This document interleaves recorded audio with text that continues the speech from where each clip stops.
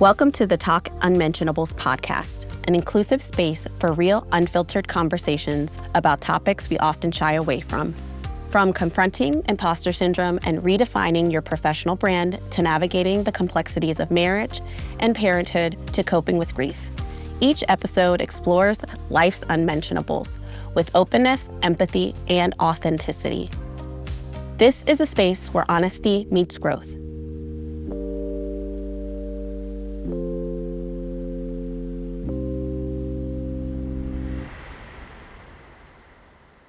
Welcome to the Talk Unmentionables podcast.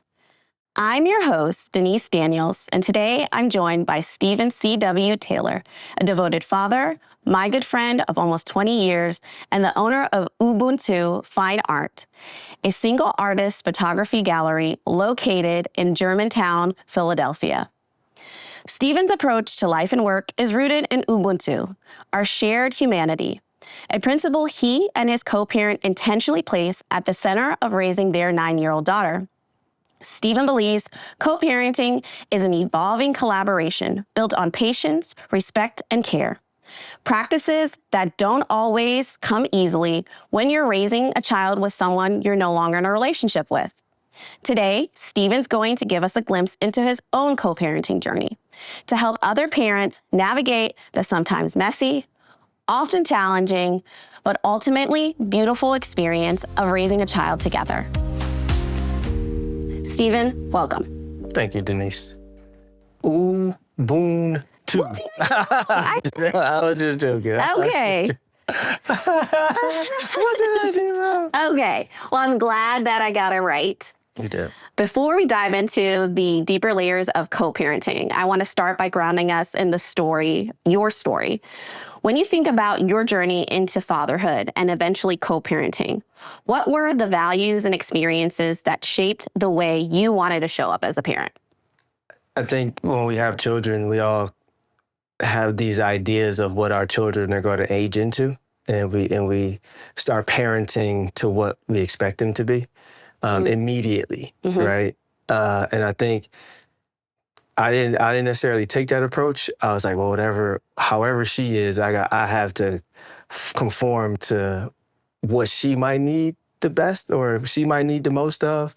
And I had a very particular idea on how I thought my daughter should be reared out the womb, right?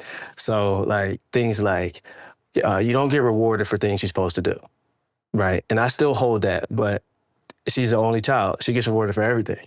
You know, it doesn't matter. Grandma, mom, you know, she's not, I won't say she's spoiled, but she doesn't want for anything. And I guess this is like kind of part of my upbringing, but you got to value the necessities, the small things. And when you do things without the expectation of something in return, ultimately you care more about those things that you're doing. You're paying more attention to those things that you're doing. You're more interested in those things because you doing them as opposed to what reward that you're going to get. So I remember like having conversations with my daughter's mom and with my mom around like she shouldn't be rewarded for things that she's supposed to do, right? And this is a 9-month-old, like she's not supposed to be doing nothing. I'm like, well, she's getting too much. Like, why are you just giving her stuff? Like you build ideas into how you think you want to parent. Maybe those ideas are, well, I'm never going to be like my parent, or I'm going to be exactly like my parents were. But ultimately, the kid determines how you have to parent them. And you know, as sweet as my daughter is, I know that like I saw when she was an infant, like she ain't no sucker. She challenging. She gonna play you. She gonna play us against each other, and she gonna be just fine as long as she get what she want at the end. So, you know, I think that's kind of the approach that I started with that has completely changed. Yeah. You know. And where did that approach come from? Did that come from your own personal experiences when you were growing up, or outside experiences, things that you saw, society? So I think, you know, it's very interesting. Like my daughter was born around the time I started traveling, you know, so around the time that I went to South Africa and I came across this Ubuntu idea or this philosophy. I started to view the world differently in terms of responsibility to the whole for the family, for each other, right? And within that, it's like, all right, if we know that the world is going to give her all this stuff anyway, so by the time she's 5, she's going to have all the candy, right? Regardless, by the time she's 10, 11, she's going to have the phone, and we don't have no control over that. Yeah. But while we have control right now, we could potentially build a standard in which she lives at.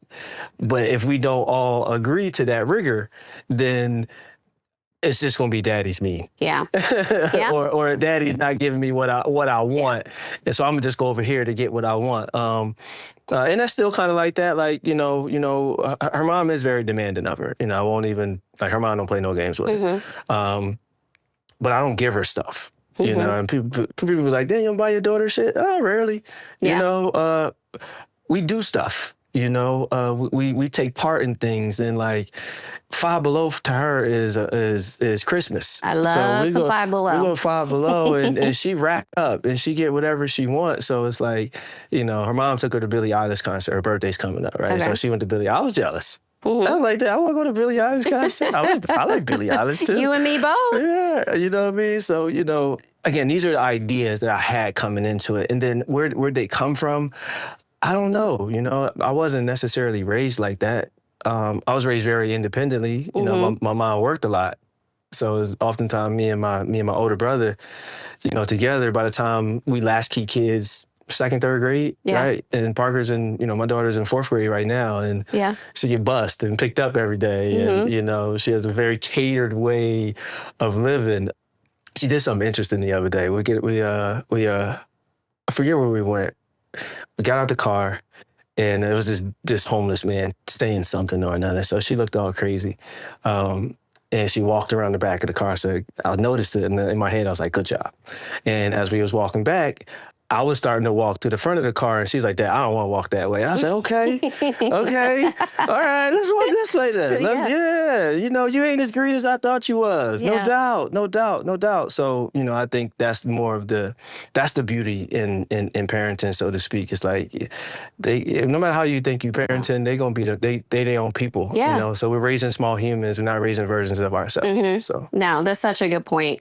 I think adjusting to the fact that they are individuals, and you need to see how the child is going to show up, their presence and things of that nature, versus going into it, this is what I want for my child, versus allowing your child to teach you what they want and how they're going to show up. Right. So I love that. Let's transition. So let's talk about, what did you think co-parenting would look like, and how close is it to your real life co-parenting partnership? Oh, man.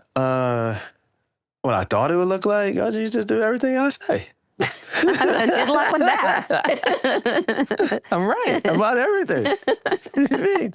I didn't know. I didn't have no real expectations. The idea of co-parenting is to me very foreign, because I've always told my daughter's mother that no matter what happens to us, because because I take so much pride in my daughter, I take pride in her mother. You're my family. No rap. Yeah. I don't care. You can hate me. You're my family, right? So I'm always going to think about it in terms of like, it's still a whole. We still have a relationship. No, it's not intimate. It's not romantic. It's not that kind of stuff no more. We no longer live under the same roof. But you're my family. If I hit a lick, we hit the lick, dog. Like the family hit the lick. We all part of this together. So even if you hate me, understand that I'm always going to feel familiar with you. And I think that's necessary if we're going to be raising a kid together. Yeah. Right? Because once it gets too, I believe, transactional, as if we're corporate coworkers managing a project, then we not delineating really the emotional support that the child needs from a joint front. Yeah. Right? Yeah. Like, so if we have like a much more structured or much more professional legal relationship outside of a familial relationship, it's not a whole bunch of wiggle room. This what you got to do. This what I got to do. You know what I'm saying? And oftentimes the child's emotions is somewhere in between what you mandated to do. Yeah. So how do we show up together in unison after we've argued about the point? Right? We got to come to some bridge. We got to come to some agreement. Yeah. Right? In what we both agree is best for the kid. Right? And oftentimes that means that both parties are compromising something, you know? And that often comes with some precursor conversations before we get to all right, this is how we're going to approach, this is how we're going to approach this thing. And, you know, I'm very fortunate that I've had a child with the woman that I had a child with, because she don't make it hard for me. Like she really doesn't, she's a fantastic mom. Like she's a fantastic person. We didn't work out, but she's a fantastic person.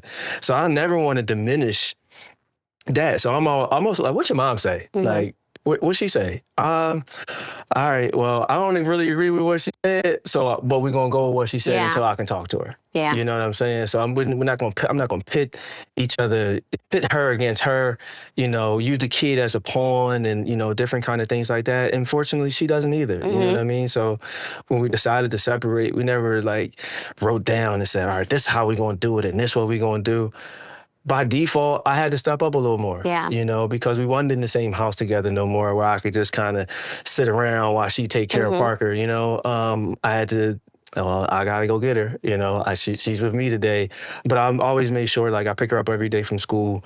Her routine with me is still very, very similar, you know, to what it was when you all were together. When we were still living together. My schedule's a little bit more flexible, so, you know, I've always taken her to and from school and things like that. And now, mostly because she's a little older, you know, we spend a lot more time together, even though we don't have like designated days.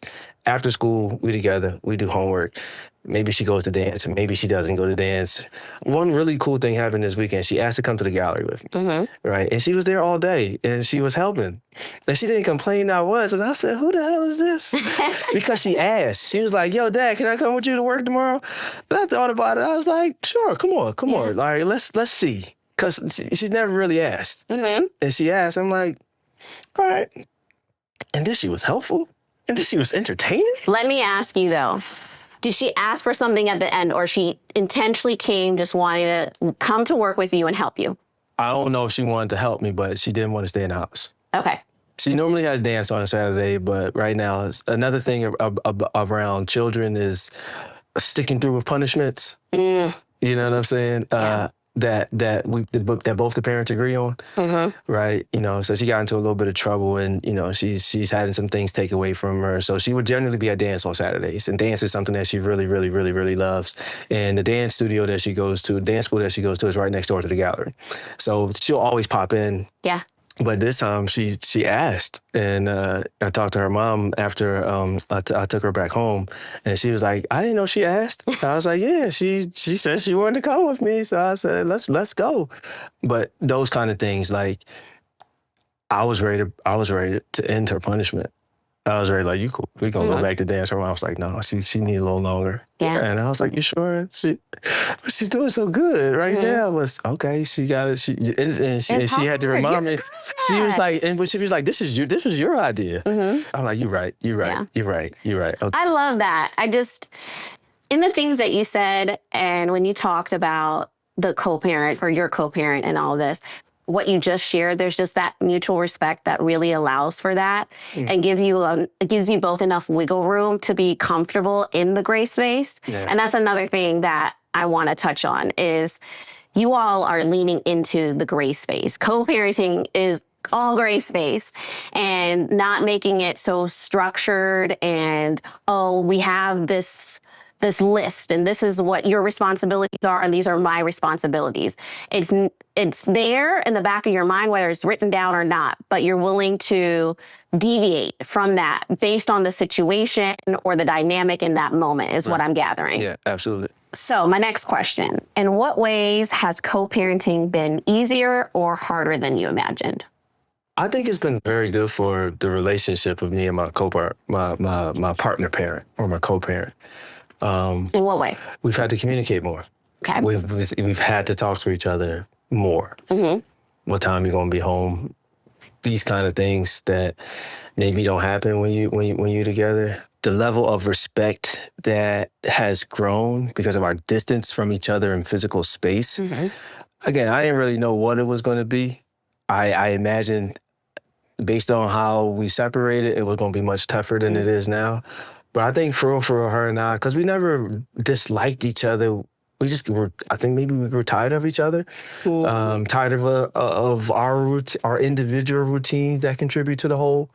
And once I ain't on her back, she ain't on my back, and the kid is all that really matters. I think our relationship, we've become much more friendly. You know, I'm hedging on easy, which is why I'm hedging on easy. Okay, right? let's keep it on easy then. You know, but it's a good time. You know, I enjoy being around them. You know, together.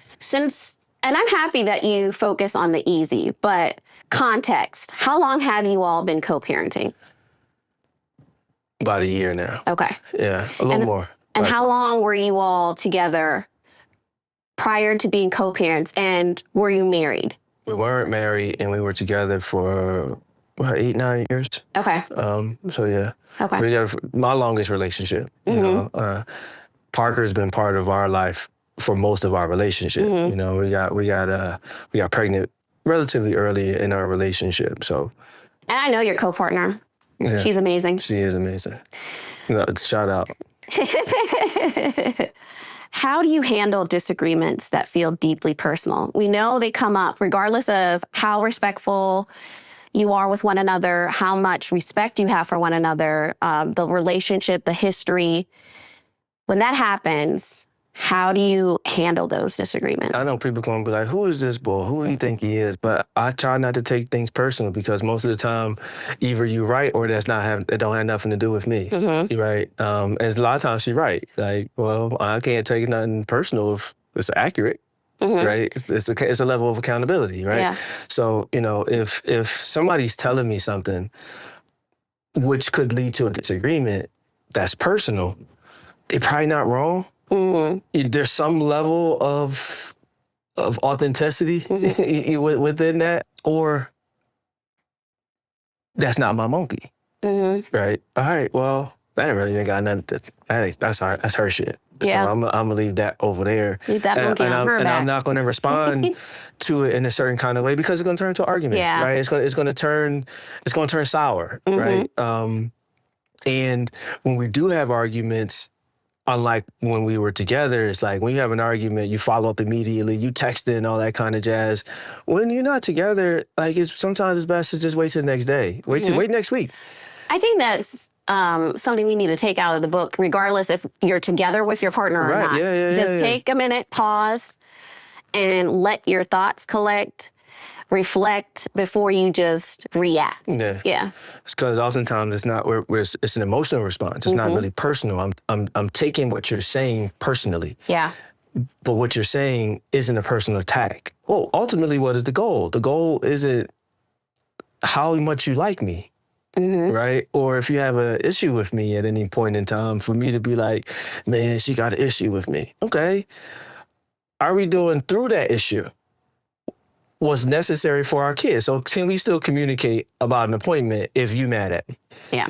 Probably not. Well, no, the answer is yes. Really? You have to. Okay. Like, if I'm taking Parker to an appointment, right? And you got the insurance card or this thing, and you don't like me right now. We got the appointment, dog. Yeah. So what was okay? I just figured the fuck out then. You know what I'm saying? Like, okay, I need to pause there. For us people that haven't been able to put pride aside or eat that humble pie, is this just natural to who you are, like innate to you because this is your demeanor? This is my demeanor. Okay, for us that do not have that demeanor. Well, I'm patient. And again, I'm not putting this on her mom. This is a me thing. Like, this is a very intentional thing for myself. Do I want conflict or do I want peace? Is all I'm asking myself. You know what I'm saying? So all I want is peace. So my ultimate goal in life is freedom. And I want a liberated life that isn't adulterated by the way that people are supposed to show up. You know, you can lead with kindness, even if you upset. Yeah. You love your kid, when you upset with them? All the time, all day long. This mother, come on. You know what I mean? Well, let's go get this thing right here. But you get on my nerves right now. You know what I'm saying? So, if as parents we can extend that to our kids, we can extend it to each other, right? As part of the whole, we family. Yeah. Families don't always agree. Okay, so I can take that.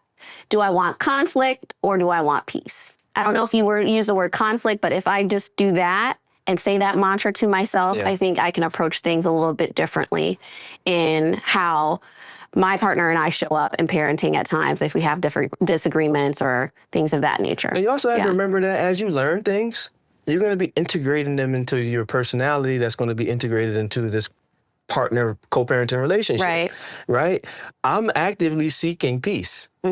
Actively seek peace. So if the things that I do, right? So right now I'm studying Japanese tea ceremony, which is chado. The tea gathering is something called chano-yu. And chano-yu is broken down into 4 ethics, which is harmony, respect, purity, and tranquility. When harmony, respect, purity are met, tranquility happens. So harmony is being in balance.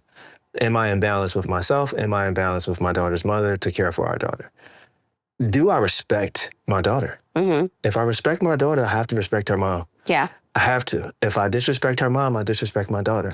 Right? That's deep. The idea of purity isn't like in the literal sense. In the tea ceremony, is the washing of the utensils, the washing of the hands, and things like that. That's the idea of purity. When I juxtapose it to life, it's similar. Like, do I keep myself neat? Do I care about how we all show up for each other and things like that?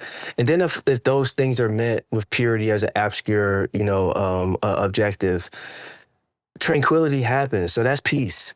We can be in a tranquil energy flow with each other as we incorporate new mindful ways of mindfulness into our lives, right? So if she incorporates some mindfulness stuff, and let's say she likes sound bowls, singing bowls, right? And that's leveling her into a harmonious, balanced state, and I come with some crazy ass energy, I'm messing her up, actively messing her up. And who's gonna feel that? You. Hey. Or her partner, or my daughter. Whereas if I'm working on a harmonious state, a balanced state within myself, actively seeking mindfulness, actively seeking this peace, this freedom that I'm referring to, that is still abstract to me, then, ideally, my goal is to extend that to everybody I meet. That's what Ubuntu means, right? Yeah. So I'm extending myself to anybody that I meet, but that myself has to be confident in this mindfulness idea, in this idea of reciprocity. Yeah. It starts with you, and then it can extend out. If you project in and you say, well, I want this and I want that, and you're supposed to be this and you're supposed to be that, while offering much of nothing, then it's very hard to have someone else take consideration for your needs. Yeah. So again, we're just talking about family dynamics, not business dynamics, right? Not coworker dynamics, right? Your co-parent is your family. And I know it's sticky. Like, some jaws be crazy, but at the same time, like, we still family, because at the crux of this is the thing, hopefully, that we both really believe in, and that we both view as the thing that's going to represent us separately as one person. You know what I'm saying? So I told my daughter she can never change her last name because I don't have no other kids, and she's a girl. Stop it. Man, that dude gonna have to be a Taylor. I cannot with you right now. That dude is a Taylor. Well, you still young. I'm not saying I won't have no more kids. I'm just saying, if it happens that I don't have no more kids, even if I have 10 more kids. You just want everybody to have your last name. Absolutely. Okay. Absolutely. That's a whole nother episode right there. Sometimes it do happen though. Some young ladies be. I would, if the young lady that I know my daughter is going to be came along in my life, I'll change my last name. Okay. I'm lying, but. Yeah. Yeah, that's why I'm just nodding my head.